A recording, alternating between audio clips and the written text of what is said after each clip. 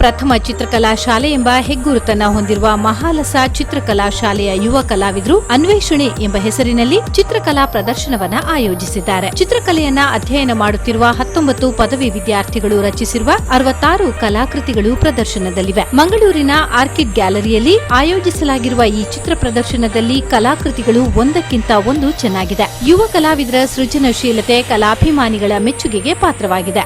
ಜಲವರ್ಣ, ತೈಲವರ್ಣ ಸೇರಿದಂತೆ ವಿವಿಧ ಮಾಧ್ಯಮಗಳಲ್ಲಿ ಯುವ ಕಲಾವಿದರು ತಮ್ಮ ಸೃಜನಶೀಲತೆಯನ್ನ ಬಿಂಬಿಸಿದ್ದಾರೆ. ಅನ್ವೇಷಣೆ 2017 ಚಿತ್ರಕಲಾ ಪ್ರದರ್ಶನವನ್ನು Mahalasa school of art Bengaluru ಇಲ್ಲಿನ ವಿದ್ಯಾರ್ಥಿಗಳು ಇದನ್ನು ಹಮ್ಮಿಕೊಂಡಿದ್ದಾರೆ. ಒಟ್ಟು 19 ವಿದ್ಯಾರ್ಥಿಗಳು ಇದರಲ್ಲಿ ಭಾಗವಹಿಸಿದ್ದಾರೆ.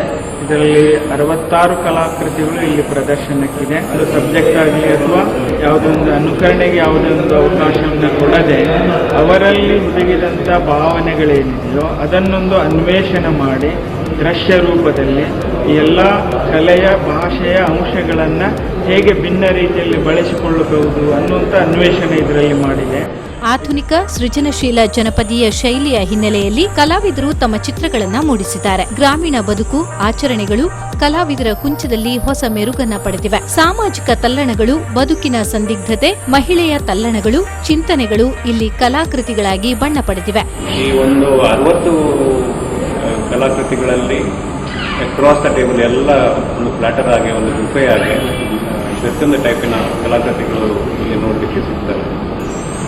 ಅದಕ್ಕಿಂತ ಜಾಸ್ತಿಯಾಗಿ ಒಂದು ಸ್ಟೂಡೆಂಟ್ಸ್ನವರು ಇದನ್ನು ಮಾಡಿದ್ದಾರೆ. ಇದನ್ನು ಮೊದಲ ಹೆಜ್ಜೆ ಅಂತ ಎನಿಸ್ತೇನೆ ನಾನು.